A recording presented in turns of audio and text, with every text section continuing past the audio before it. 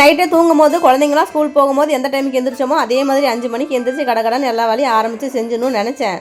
ஆனால் நினைக்கிறது ஒன்று தான், நம்ம நேரமாக தூங்கினா தான் காலையில் நேரமாக எந்திரிக்க முடியும். ஒரு அமாவாசைக்கு வந்து பார்த்தீங்கன்னா நம்மளோட குலதெய்வ கோயிலில் வந்து சாமி கும்பிட்றாங்க. அதனால எல்லா வீட்லையும் வந்து வீடு வாசல் சுத்தம் பண்ணணும்னு சொல்லிட்டு போயிட்டாங்க. தொடர்ந்து வர ஒரு வாரமாக மழை பெஞ்சிட்டே இருக்குதா, எந்த டைமில் எப்படி மழை வரும்னே தெரியாது. அதனால நேரமாக துணியெல்லாம் துவைச்சி போட்டலாம்னு நினச்சிட்டு இருந்தேன். இருந்தாலும் ரொம்ப லேட்டாலாம் எந்திரிக்கலாங்க. வழக்கம் போல் 6 மணிக்கு எந்திரிச்சிட்டு பெட்ஷீட்டு, பெட்டு கவரு, அதுக்கப்புறம் சோஃபா கவரு, அழுக்கு துணி எல்லாம் எடுத்துகிட்டு போய் ஊற வச்சாச்சு. துணி வந்து ஒரு அரை மணி நேரமாவது ஊறணும் இல்லையா? அந்த கேப்பில் வீடெல்லாம் கொஞ்சம் க்ளீன் பண்ணலான்னு சொல்லிட்டு க்ளீன் பண்ணிட்டு இருந்தேன். க்ளீன் பண்ணுறது ரொம்பவே கஷ்டமாக தாங்க இருக்குது. பெட்ரூமு, ஹாலு, கிச்சன் ரூமு, அதுவும் இருக்கிறதுல இந்த கிச்சன் ரூம் க்ளீன் பண்ணுறதா எனக்கு வேலை கொஞ்சம் அதிகம்.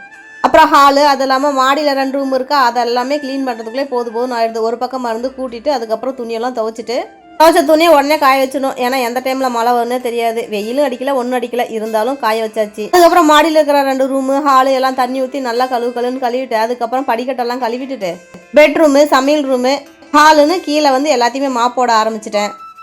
வீட்டை இவ்வளோ க்ளீன் பண்ணுறதெல்லாம் பெருசு இல்லை. அந்த வீடு ஈரம் காயிற வரலையும் இந்த குழந்தைங்கள இந்த வீட்டுக்குள்ளே நடக்க வைக்காமல் இருக்கணும்.